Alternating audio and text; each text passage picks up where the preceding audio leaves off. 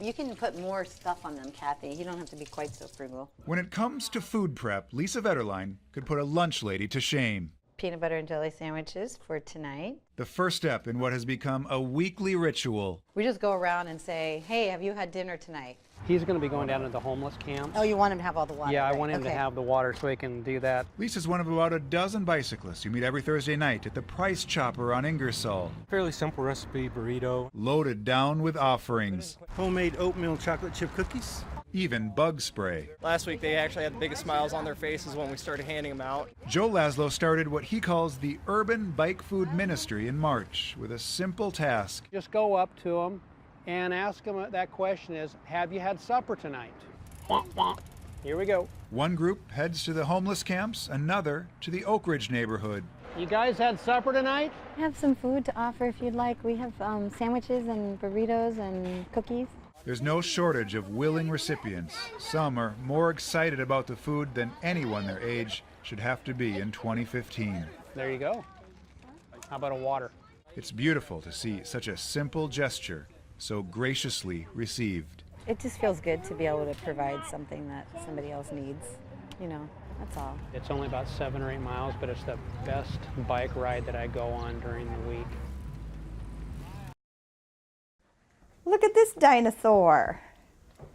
Somebody made that just for you. The youngest of patients at Mercy Medical Center often go home with a new friend. They're a unique toy, not something you can go buy at the store.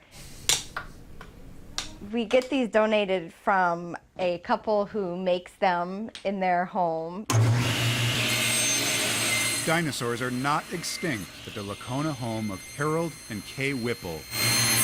Harold retired 21 years ago, but he seems to be working more than ever. Now it's a full-time job. He makes intricate wooden dinosaurs with moving pieces made of cedar, cherry, walnut, maple, mahogany. This is the probably touchiest part of the whole operation. All brought together by a single piece of canvas between the wood pieces that will help animate the toy. It actually forces the glue into the pores of the canvas. Harold makes about 25 a month. Each takes several hours involving precise cutting. No blood. No blood at all. The finished product moves. The canvas is flexible and it doesn't want to stay straight. Each month an entire herd is packed into the SUV and Harold and his wife are off to Des Moines. How are you guys? They drop off 10 at Mercy. Well, we appreciate it as usual. 10 at Blank Children's Hospital. 6, 7, 8, 9. One more.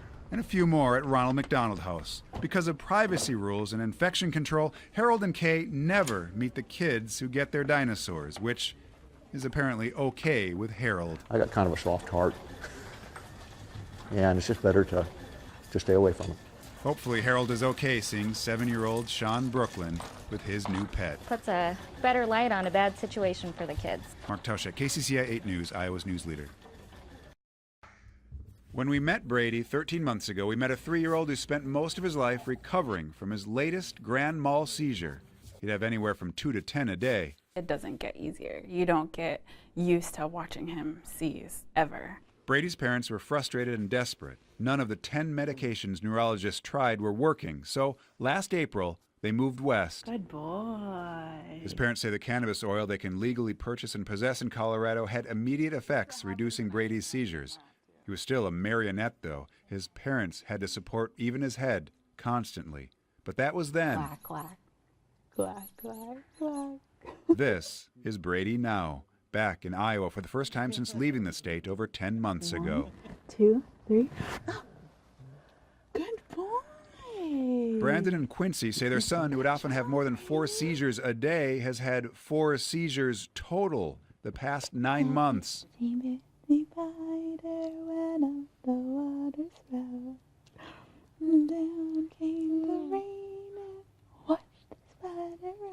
They've been experimenting, letting Brady go 2 or 3 days without his marijuana oil, and this weekend for the first time felt comfortable enough traveling back home to see family. Getting the okay from their neurologist in Colorado for this trip was never an option because they couldn't even ask the question. That's the first thing she told us right when we got there is we don't discuss or condone the medical marijuana oil, so we'll just not even talk about that. The Gritmans are grateful for the parents lobbying at the Capitol every week, trying to get legislators to understand last year's medical marijuana law is just words on paper, that no one can take advantage of it until the product is manufactured and dispensed in Iowa. Just look at him. Like, he is their hope. Brady never smiled the first 3 years of his life. His relatives in Iowa are in for a treat this weekend.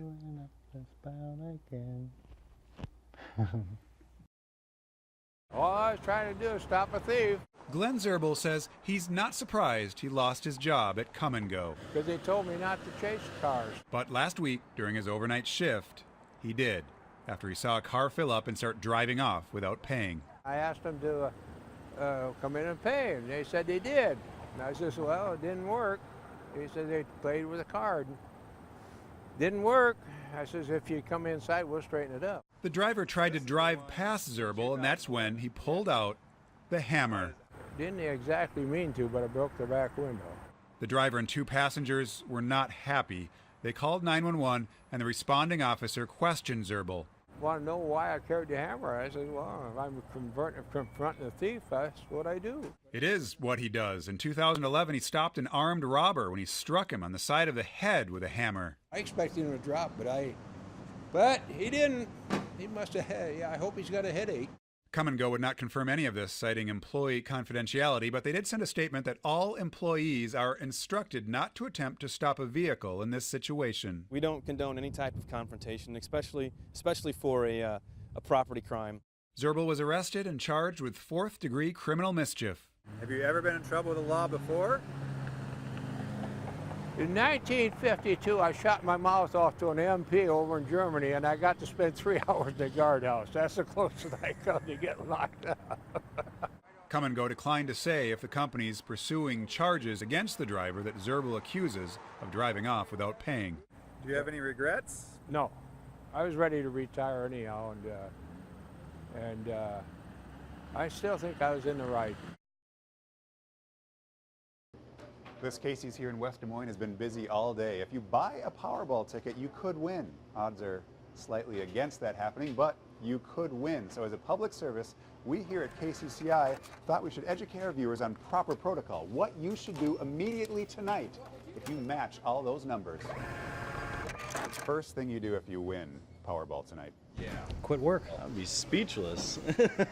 Well, I'd pay off my mortgage. You win Powerball tonight, what would be the first thing you do?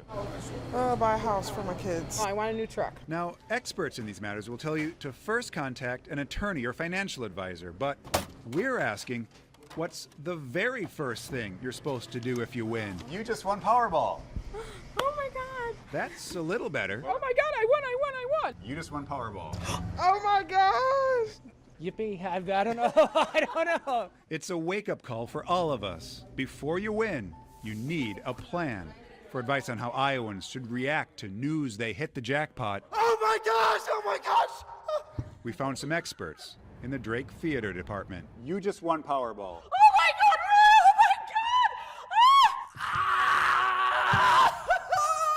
You all just won Powerball.